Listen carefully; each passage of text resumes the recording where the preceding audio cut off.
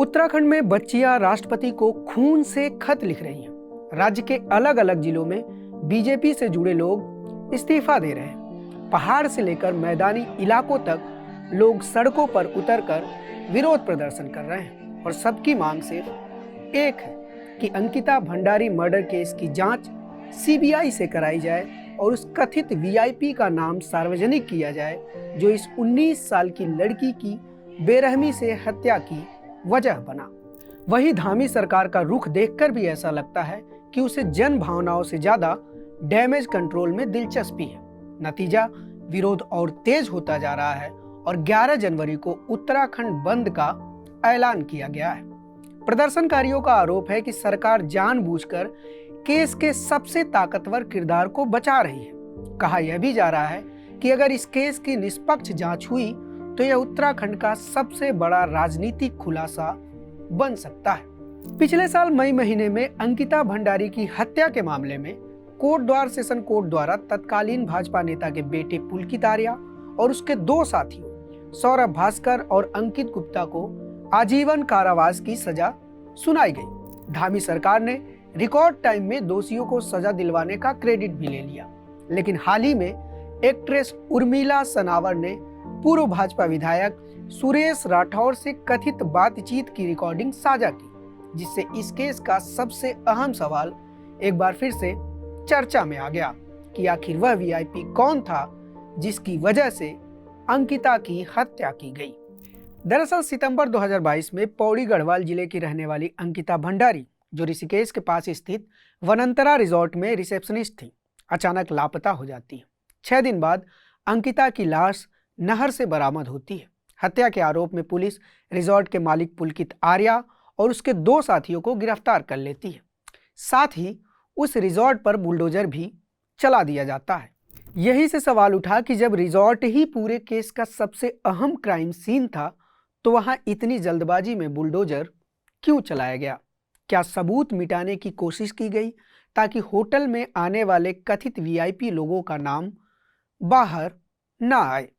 अब उर्मिला सनावर ने जो रिकॉर्डिंग जारी किए हैं उसमें उनका दावा है कि इस प्रकरण में उत्तराखंड भाजपा प्रभारी और राष्ट्रीय महासचिव दुष्यंत कुमार गौतम और यमकेश्वर से पूर्व जिला पंचायत सदस्य आरती गौड़ भी शामिल रही हैं और रिजॉर्ट पर बुलडोजर चलाने के पीछे स्थानीय राजनीतिक दबाव था।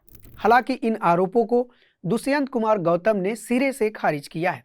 साथ ही उत्तराखंड के गृह सचिव को पत्र लिखकर उन पत्रकारों पर कार्रवाई करने की मांग की है जिन्होंने इस मामले में उर्मिला सनावर के आरोपों को प्रकाशित किया है।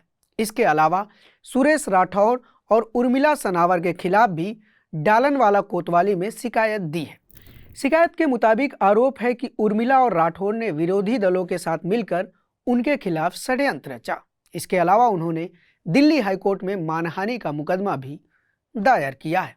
हाईकोर्ट ने मंगलवार को आम आदमी पार्टी और कांग्रेस समेत कई अन्य लोगों को अंकिता भंडारी हत्याकांड को दुष्यंत गौतम से जोड़ने वाली पोस्ट हटाने के निर्देश दिए हैं। साथ ही कोर्ट ने मानहानि मामले पर फैसला होने तक राजनीतिक दलों और अन्य संबंधित पक्षों को इस तरह के समान आरोप लगाने से भी रोक दिया है। वहीं आरती गौड़ ने पार्टी से इस्तीफा दे दिया है और मामले की सीबीआई जांच की मांग की है। हालांकि एक हकीकत यह भी है कि उत्तराखंड में अंकिता भंडारी का मामला फिर से एक ज्वलंत मुद्दा बन चुका है और इस मामले को लेकर तरह तरह के सवाल उठने लगे हैं जिनका भाजपा के पदाधिकारी सामना नहीं कर पा रहे हैं। शायद यही कारण है कि कुछ लोग अब पार्टी से किनारा करने लगे हैं तो वहीं कुछ ने इस्तीफा तक दे दिया है। सबसे पहले खुद को हरिद्वार से भाजपा की मंडल अध्यक्ष बताने वाली मधु नौटियाल को सुनिए। दामी, मेरी आवाज सुन लेना। मैंने तेरे साथ एक बार देहरादून में बातचीत हुई थी। भाजपा से मंडल अध्यक्ष हूँ। ऐसी मंडल अध्यक्ष का, ऐसी भाजपा सरकार का। हालांकि भारतीय जनता पार्टी का दावा है कि मधु ना ही उनकी पार्टी की मेंबर हैं और न ही पार्टी में किसी पद पर है। ऋषिकेश से भारतीय जनता युवा मोर्चा के जिला महामंत्री अंकित बहुखंडी ने इस्तीफा देते हुए लिखा, जिस तरह से अंकिता भंडारी प्रकरण में वीआईपी लोगों का नाम आ रहा है और मेरे ही पार्टी के लोग मूक दर्शक बनकर तमाशा देख रहे हैं, यह देखकर मुझे शर्म आ रही है। कि मैं किस दल से जुड़ा हूं। मेरी भी बहन है, अंकिता भंडारी भी मेरी बहन जैसी थी। इसलिए आज अंकिता भंडारी के इंसाफ के लिए मैं भारतीय जनता पार्टी की सदस्यता से इस्तीफा देता हूं। वहीं देहरादून से बीजेपी के पूर्व मंडल महामंत्री अरविंद तोमर ने इस्तीफा देते हुए लिखा कि सीबीआई जांच कराने में हो रही देरी के कारण मैं बहुत आहत हूं, जिस कारण मैं पार्टी की प्राथमिक सदस्यता से तत्काल प्रभाव से इस्तीफा देता हूं। मेरे इस्तीफा देने का कारण यह है, बहन अंकिता हत्याकांड में सीबीआई जांच में हो रही देरी के कारण मैंने इस्तीफा दिया और मैं राज्य सरकार से मांग करता हूं कि अंकिता भंडारी हत्याकांड की सीबीआई जांच करे और जो दोषी है उन पर उचित से उचित कार्रवाई करें ताकि बहन अंकिता भंडारी को न्याय मिले। इसके बाद कई और नेताओं के इस्तीफे की बात भी सामने आ रही है। भाजपा के वरिष्ठ नेता और पूर्व राज्य मंत्री भगत राम कोठारी ने भी इस्तीफा दिया है। इस्तीफे के बाद उन्होंने कहा कि अंकिता हमारी बेटी है। यह मामला राज्य में महिलाओं की असुरक्षा का प्रतीक बन चुका है। मैंने लगातार न्याय की मांग की, लेकिन पार्टी ने राजनीतिक सुविधा को प्राथमिकता दी। यही कारण है कि मुझे भारी मन से पार्टी छोड़ने का फैसला लेना पड़ा है। वहीं कुछ भाजपा नेता इन सवालों को छवि और मर्यादा से जोड़ते हुए पार्टी को आगाह भी कर रहे हैं। जैसे बीजेपी के वरिष्ठ नेता और प्रदेश प्रवक्ता रहे वीरेंद्र सिंह बिष्ट ने सोशल मीडिया पर लिखा है कि पार्टी के कार्यकर्ताओं और नेताओं के पास मीडिया और जनता के प्रश्नों का जवाब देने के लिए कोई कारगर उत्तर नहीं है, जिससे पार्टी की फजीहत हो रही है। हालांकि भाजपा के प्रदेश अध्यक्ष महेंद्र भट्ट इस पूरे मामले को कांग्रेस का षड्यंत्र बता रहे हैं। देखिए, हम शुरू से ही इस बात को कह रहे हैं कि केवल राजनीतिक हथकंडा कांग्रेस के लोगों द्वारा अपनाया जा रहा है और पूरे प्रदेश के माहौल को खराब करने का प्रयास चल रहा है। बार बार अलग अलग वीआईपी का नाम लेकर उस मृत आत्मा को भी अपमानित करने का काम कांग्रेस के लोग कर रहे हैं। हालांकि इस प्रकरण में कथित वीआईपी की भूमिका की जांच की मांग शुरू से ही हो रही है।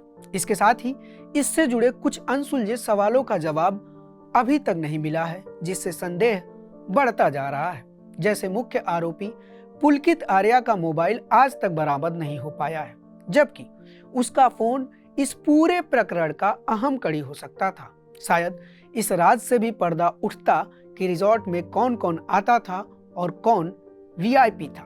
दूसरा, जब रिजॉर्ट ही सवालों के घेरे में था तो वहां पर बुलडोजर क्यों चलाया गया?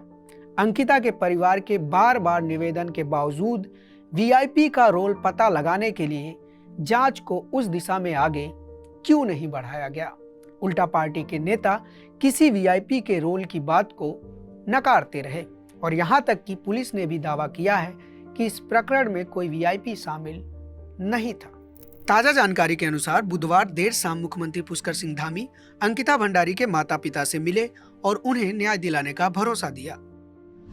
आपको उन मीडिया संस्थानों को समर्थन देना होगा जो सरकारी विज्ञापनों पर निर्भर नहीं है। न्यूज लॉन्ड्री ऐसा ही मीडिया प्लेटफॉर्म है। हम किसी से विज्ञापन नहीं लेते। न्यूज लॉन्ड्री को सब्सक्राइब करने के लिए newslaundry.com/subscription पर जाएं और अपने मन मुताबिक राशि चुनें। न्यूज लॉन्ड्री को सब्सक्राइब करें और गर्व से कहें, मेरे खर्च पर आजाद हैं खबरें।